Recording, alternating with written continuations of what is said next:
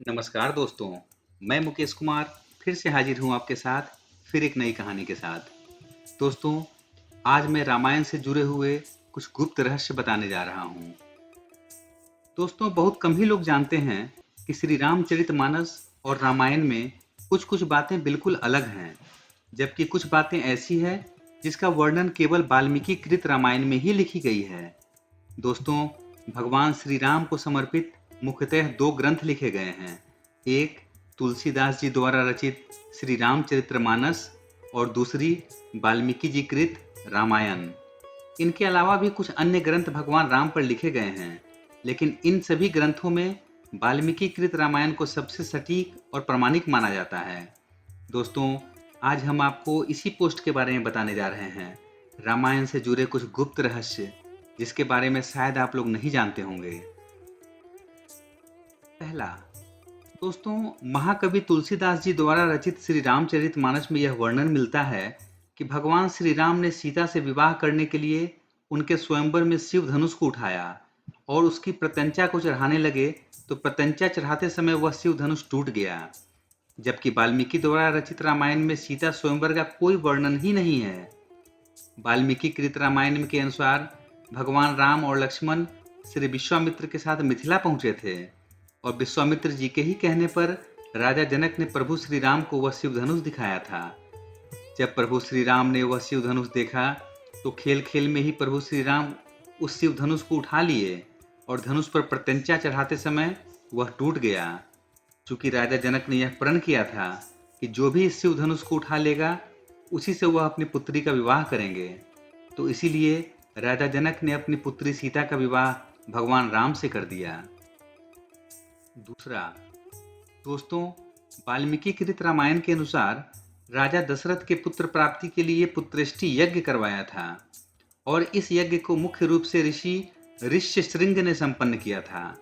ऋषि ऋष्यशृंग महर्षि विभांडक के पुत्र थे। एक दिन जब महर्षि विभांडक नदी में स्नान कर रहे थे, तब विभांडक ऋषि का नदी में वीर्यपात हो गया। उस जल को एक हिरणी ने पी लिया, जिसके फलस्वरूप ऋषि ऋष्यशृंग का जन्म हुआ। तीसरा, दोस्तों, यह हम सभी जानते हैं कि लक्ष्मण द्वारा शूर्पणखा के नाक कान काटे जाने से क्रोधित होकर लंकापति रावण ने माता सीता का हरण किया था। लेकिन आप में से बहुत ही कम लोग जानते होंगे कि स्वयं शूर्पणखा ने भी लंकापति रावण को सर्वनाश होने का श्राप दिया था, क्योंकि रावण की बहन शूर्पणखा के पति का नाम विद्युतजिह्व था और वह कालकेय राजा का सेनापति था। रावण जब विश्व विजय पे निकला था तो उसे राजा कालकेय से युद्ध हुआ। तब उसने युद्ध में अपने बहन के पति विद्युतजिह्व को मार दिया। तब रावण की बहन ने शूर्पणखा ने मन ही मन रावण को श्राप दिया कि एक दिन मेरे ही कारण तेरा सर्वनाश होगा। चौथा, रावण जब विश्व विजय करने के लिए स्वर्गलोक पहुंचा तो उसे रंभा नाम की अप्सरा दिखाई दी, जिसे देखकर रावण उस पर मोहित हो गया और अपनी वासना पूरी करने के लिए रावण ने रंभा को पकड़ लिया। तब उस रंभा नाम की अप्सरा ने रावण से कहा, आप मुझे इस तरह से स्पर्श नहीं कीजिए, क्योंकि मैं आपके बड़े भाई कुबेर के बेटे नल कुबेर के लिए आरक्षित हूँ, इसलिए मैं आपकी पुत्रवधू के समान हूँ। लेकिन रावण ने उसकी बात नहीं मानी और उसने रंभा के साथ दुराचार किया। यह बात जब नल कुबेर को पता चली तो उसने रावण को एक श्राप दे दिया। उसने रावण को श्राप दिया कि आज के बाद रावण बिना किसी स्त्री की इच्छा के उसे स्पर्श करेगा तो उसके सिर के 100 टुकड़े हो जाएंगे। यही कारण था कि वह सीता माता को कभी भी जबरन स्पर्श करने की हिम्मत न जुटा सका। पांचवा, वाल्मीकि रामायण के अनुसार एक बार रावण जब अपने पुष्पक विमान से कहीं जा रहा था, तभी उसे एक सुंदर युवती दिखाई दी। उसका नाम वेदवती था और वो भगवान श्री हरि विष्णु की तपस्या कर रही थी, क्योंकि वह भगवान विष्णु को अपने पति रूप में पाना चाहती थी। रावण ने जब वेदवती को देखा तो वह उस पर मोहित हो गए और वह वेदवती के बाल को खींचकर अपने साथ चलने को कहा। तब उस तपस्विनी ने उसी क्षण अपने शरीर का त्याग कर दिया और रावण को श्राप दे दिया कि एक स्त्री के कारण ही तेरी मृत्यु होगी। उस स्त्री ने दूसरे जन्म में सीता के रूप में अवतार लिया था।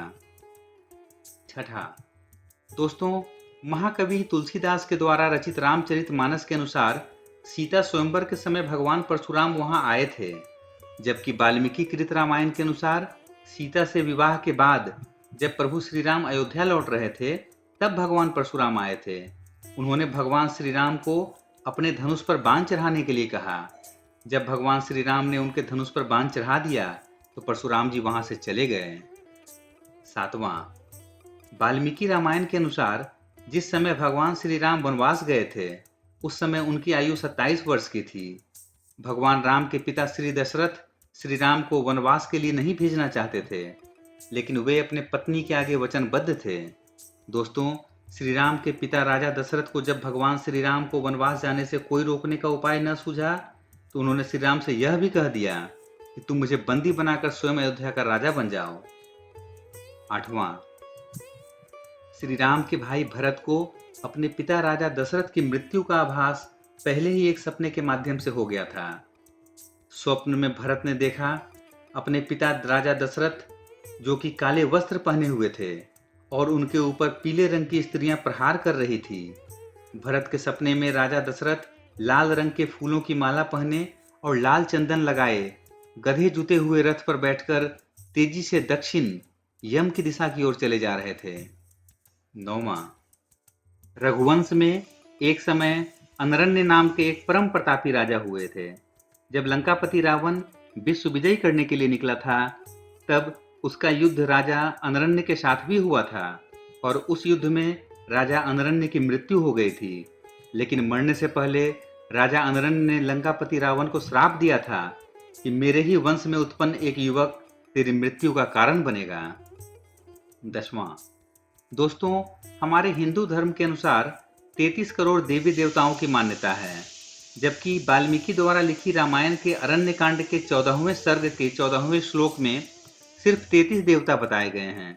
रामायण के श्लोक के अनुसार वह हैं 12 आदित्य, 8 वसु, 11 रुद्र और 2 अश्विनी कुमार। यही कुल 33 देवता हैं। 11वां, रावण जब विश्व विजय पर निकला था तो वह यमलोक भी जा पहुंचा था।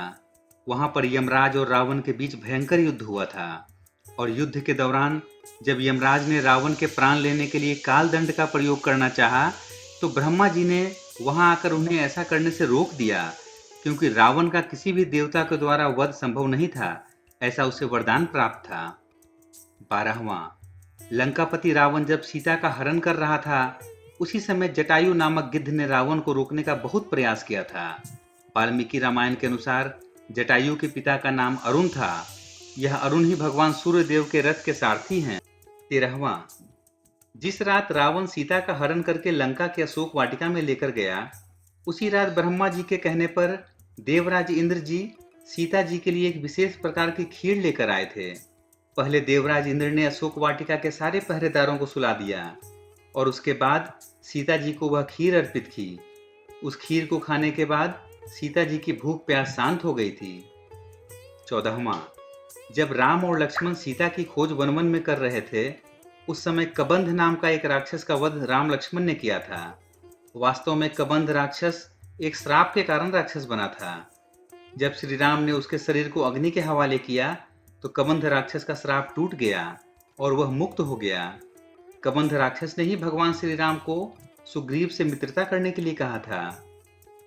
15वां, तुलसीदास रचित रामचरितमानस के अनुसार समुद्र ने लंका जाने के लिए श्री राम को रास्ता नहीं दिया तो लक्ष्मण बहुत ही ज्यादा क्रोधित हो गए थे, जबकि वाल्मीकि रामायण के अनुसार लक्ष्मण नहीं बल्कि भगवान श्री राम समुद्र पर क्रोधित हुए थे और उन्होंने समुद्र को सुखा देने वाले बाण भी समुद्र पर छोड़ दिए थे। तब लक्ष्मण व अन्य लोगों ने भगवान राम को समझाया था। 16वां, तुलसीदास कृत रामायण के अनुसार समुद्र पर पुल का निर्माण नल और नील नामक 2 वानरों ने किया था, क्योंकि नल और नील को यह श्राप मिला था कि उनके द्वारा पानी में फेंकी गई वस्तु पानी में डूबेगी नहीं। जबकि वाल्मीकि रामायण के अनुसार नल देवताओं के शिल्पी विश्वकर्मा के पुत्र थे और वह स्वयं भी शिल्प कला में बहुत निपुण थे और इसी कला की मदद से उन्होंने समुद्र पर सेतु का निर्माण किया। 17वां, वाल्मीकि रामायण के अनुसार समुद्र पर सेतु बनाने में 5 दिन का समय लगा था। पहले दिन वानरों ने 14 योजन दूसरे दिन 20 योजन, तीसरे दिन 21 योजन, चौथे दिन 22 योजन और 5 दिन में 23 योजन पुल का निर्माण किया था। इस तरह कुल 100 योजन लंबाई वाला सेतु समुद्र के ऊपर बनाया गया था। यह सेतु 10 योजन चौड़ा था। एक योजन लगभग 13 से 16 किलोमीटर होता है।